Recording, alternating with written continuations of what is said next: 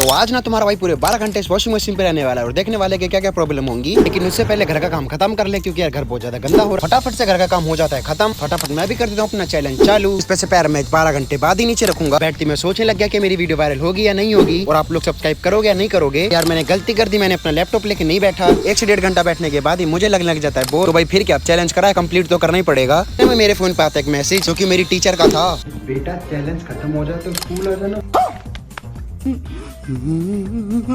फिर क्या, अपने फटाफट दांत घिस कर ना चाहकर भी मुझे चैलेंज तोड़ना पड़ा। तो कोई ना, अगली बार करेंगे नेक्स्ट अच्छा सा चैलेंज।